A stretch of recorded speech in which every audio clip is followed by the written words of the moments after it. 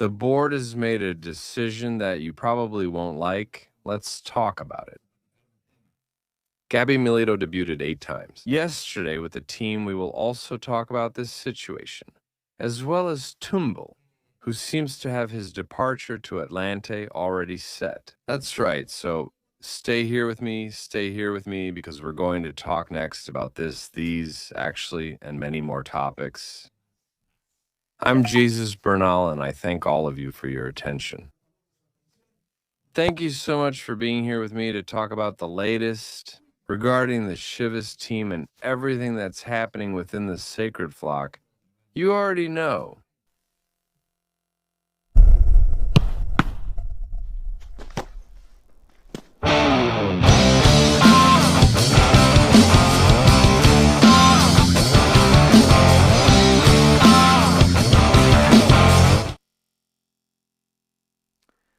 Yesterday was a day of debuts for the Guadalajara team. Literally, Gabby Milito had 8 players debut with the Chivas jersey. Not all of them were making their first division debut. Well, we can't even really call it first division. It's more about debuts with the team, even though it's just preseason. Who got their first minutes yesterday? Well, obviously, one of them was Angel Seppel, who came back to the Rebaño. He did it with a couple of assists, one for the first goal, which was scored by Roberto Alvarado, and another for the second goal, which was scored by Richie Ledesma. And the truth is that his performance yesterday was complete, solid, complete. He's a forward, so not only is he going to finish, but he's also going to help support the other players. Also, Brian Gutierrez started yesterday as a holding midfielder, along with Omar Gobea. And the truth is, Oso and Gobea will both need to be careful. They have some very important competition in that area now, and he can also play a little further forward, where Alvarado goes, where Efra Alvarez goes. So, watch out. Yesterday, it was a decent game, not flashy, but in the end, a good effort. The other one is Leonardo Jimenez. He was one of the players who came on as a substitute for the second half. Is Gabby Milito watching him? I wouldn't consider this fullback as one of the ones who are certain to stay.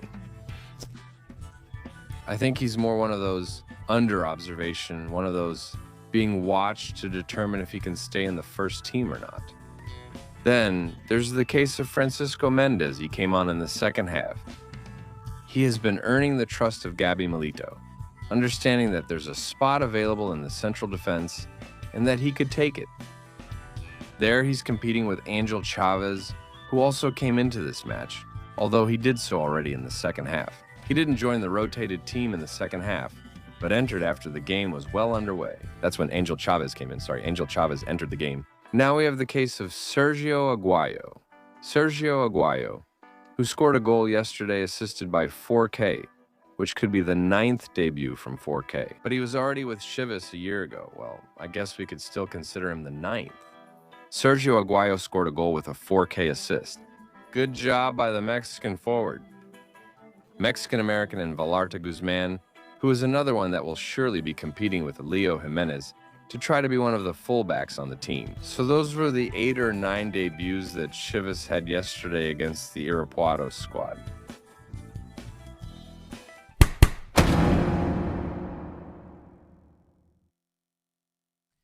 In the broadcast itself, in yesterday's broadcast, well, Jorge Pietrasanta mentioned that Atlante will be the destination for Tumbel.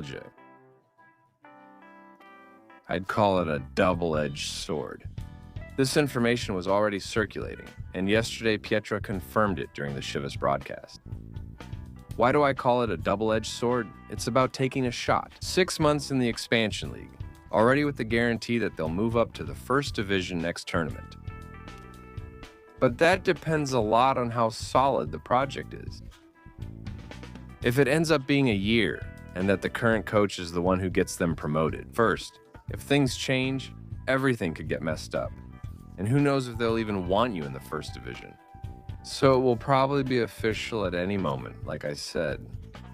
Yesterday, Pietrasanta, during the broadcast, was talking precisely about this topic, about this situation, even though nothing has been, let's say, confirmed by either party, at least not at the time of recording this video. But Pietra has good contacts within the board, and he probably has them with Atlante's board as well. And yesterday he decided to release this information.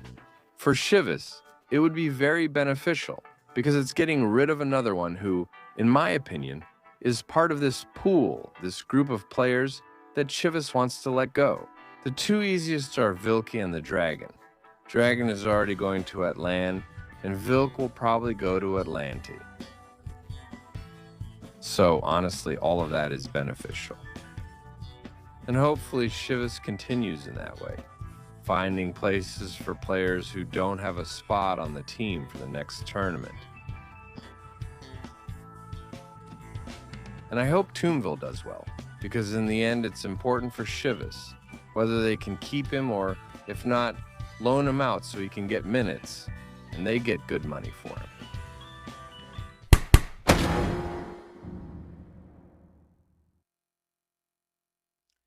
What is the decision that the management has already made and that you won't like? It shouldn't bother them so much, but I know it's going to happen. Forget about the center back. Forget about the center back reinforcement. There won't be any, that's it.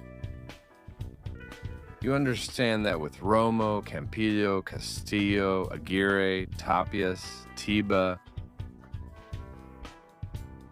Mendez, and Angel Chavez, who could be alternating? Or is that enough? Is it enough to face the upcoming tournament? Chivas doesn't have double competition. Chivas won't be in the CONCACAF Champions League. So there's also no need to have a super strong squad. And given the conditions that Coach Gabby Milito asks for, do you think these players adapt perfectly? So, well, we'll see how this ends, but that's the idea. No more defenders.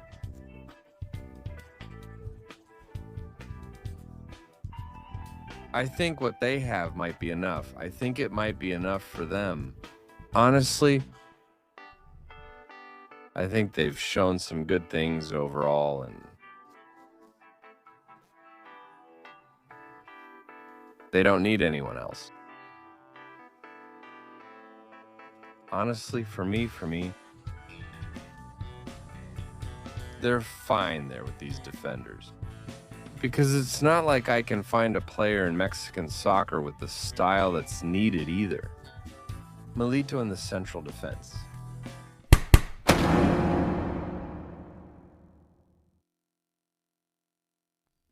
And the Chivas team this Monday. To work immediately, to work without a break period. Remember, the players just had a 3-day break on the 24th, 25th, and 26th. Obviously, was it planned and scheduled or not? Did they just come up with it? Oh, let's give them 3 days off, right? This was planned and scheduled. And surely taking into account the double sessions they had in Isla Navidad. Let's say they got ahead on the work for those days. And it's very likely the same thing will happen with this New Year's break. The last I heard is that they're going to give them the 31st, the 1st, and the 2nd off. Strongman. It's likely we'll see the Chivas players resting those 3 days. And that today and tomorrow they really put them through the ringer to make up for the days off they're going to get off. After that, what's next? Well, Chivas returns on the 3rd for their match against Atlas, on the 4th against Monterrey, and then comes the week leading up to the start of the tournament. So that's where we are. We're very close to the restart of Liga Mexico.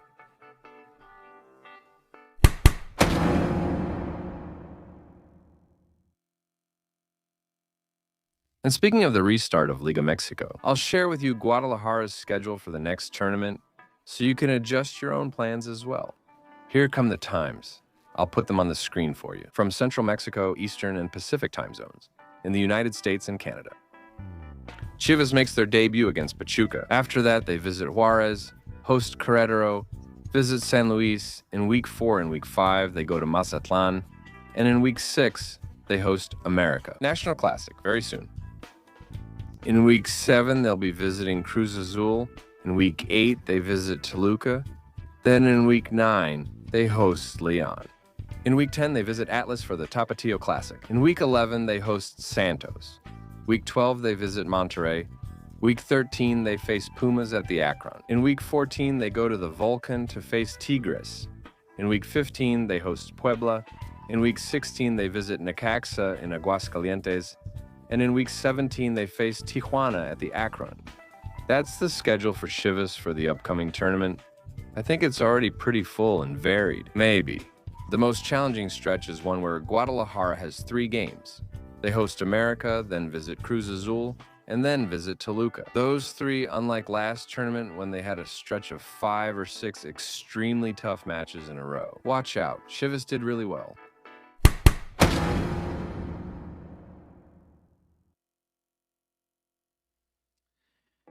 Well, besides all this situation, the sale of Chivabono is going really well. It hasn't officially been announced that they're sold out yet, but there are only a few left.